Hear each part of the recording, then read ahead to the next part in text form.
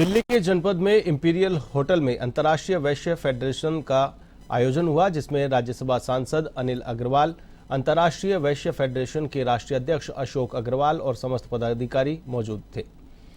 जिसके बाद अंतर्राष्ट्रीय वैश्य फेडरेशन के राष्ट्रीय अध्यक्ष अशोक अग्रवाल से एवन टीवी की संवाददाता आरती राय ने की खास बातचीत। आज जो हमने प्रेस कॉन्फ्रेंस की है वही बताना था कि जो हमने एक बड़ा इंटरनेशनल वेस्ट फेडरेशन में फर्स्ट टाइम हमने एक पॉलिटिकल डिसीजन लिया। It's a non political organisation. Katra में हमारी 1 तारीख को नेशनल एग्जीक्यूटिव कमेटी की मीटिंग थी, जहां हमारे 22 प्रदेशों के अध्यक्ष आए थे और हमारे 300 डेलीगेट्स थे। और 2024 इलेक्शन सबने एहसास करा कि बड़ा क्रूशियल टर्निंग पॉइंट है कंट्री के लिए। जिस तरह से पिछले कुछ सालों से सनातन धर्म के ऊपर आक्षेप, गालियाँ, अनाप शनाप बोला जा रहा था, एक वो भी मुद्दा था। एक देश हित की बातें नहीं, देश को टुकड़े करने की बातें हो गई। कोई पार्टी बोलती है कि हम सत्ता में आ गए तो 370 हटा देंगे। तो ये सब बातें ध्यान रख के हमने एक पहली बार एक सेशन टोटल पॉलिटिकल पे रखा कि हमारा रोल वैश्य समाज का क्या रहना चाहिए। वैश्य समाज हमेशा देश के हित में खड़ा रहता है, समाज के हित में रहता है, रिलीजन के हित में, सनातन के काम करता है। तो सबने ये डिसाइड करा कि जो एक ही पार्टी है, भारतीय जनता पार्टी, जो सनातन के हित में और देश के हित में काम कर रही है, तो हम इस बार उसको ओपनली सपोर्ट देंगे।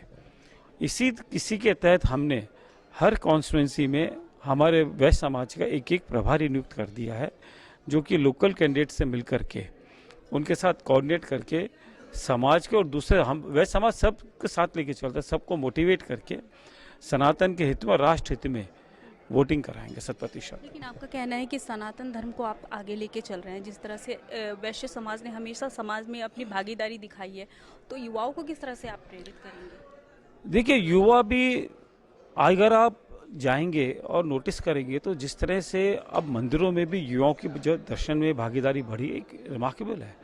लोगों का रुझान आने लगा युवाओं को। उनको अपने पास्ट की हिस्ट्री पहले हमको पता नहीं थी कि हम क्या हैं।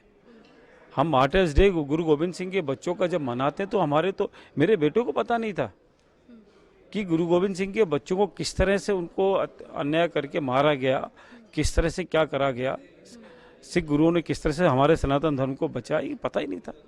तो अब ये धीरे धीरे सबको जानकारी, तो उनका रुझान हो रहा है सनातन धर्म के प्रति। दे आर फीलिंग प्राउड कि हमारी एक पास्ट, हमारा एक ग्लोरियस पास्ट रहा है, तो अपना रुझान आ रहा है। तो क्या हम कह सकते हैं कि अगर आप सनातन धर्म को फॉलो करें तो भाजपा भी सनातन धर्म के ऊपर ही अपनी राजनीति बढ़ा रही है, पॉलिटिकल करियर अपना सनातन धर्म, ये तो क्या आप उनको ही? नहीं, मैं ये नहीं कह सकता हूँ कि भाजपा सनातन को लेकर अपना पॉलिटिकल बढ़ा रही एजेंडा, हम उसमें नहीं कर रहे हैं। पर बीजेपी एक ऐसी पार्टी लगी है जो कि सनातन को फेवर में खुल के बात करती है। उसको हमारे मोदी जी को कहीं शर्म नहीं कि वो अपने सिर पे त्रिपुंड लगा करके, तिलक करके, साष्टांग प्रणाम करके मंदिरों में जाते हैं, जिसका हमारे किसी एक पार्टी के बड़े अध्यक्ष ने भी उसका मजाक उड़ाया। वो बड़ा खराब लगा। आप किसी दूसरे धर्म के ऊपर कोई आदमी उसके अगर रिचुअल्स कर रहा है, उसके लिए तो किसी ने मजाक नहीं उड़ाई। आप सनातन धर्म के जो रिचुअल्स हैं उसको लेकर क्यों मजाक उड़ाते हैं?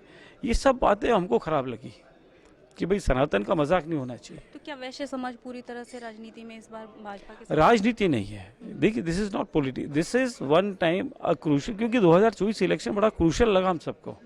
एक टर्निंग पॉइंट हो सकता है कंट्री का। इसीलिए हमने कहा हम यूनाइटेड होकर वोट करें, हमारा वोट विभाजित नहीं हो समाज का। और आप एक चीज़ और बताना चाहता हूँ, वैश्य समाज, हम 15 करोड़ की पॉपुलेशन हमारे, पर हमारा इन्फ्लुएंस का एरिया देखेंगे तो और 15 से 20 करोड़ बनता है। क्योंकि अगर किसी गांव के अंदर बनी की दुकान है तो दिन में रोज 10 आदमी को इन्फ्लुएंस करता है वो, तो हमारा एरिया ऑफ इन्फ्लुएंस बहुत बड़ा है वैश्य समाज का, तो वो भी तो इन्फ्लुएंस होगा ना इसके साथ साथ।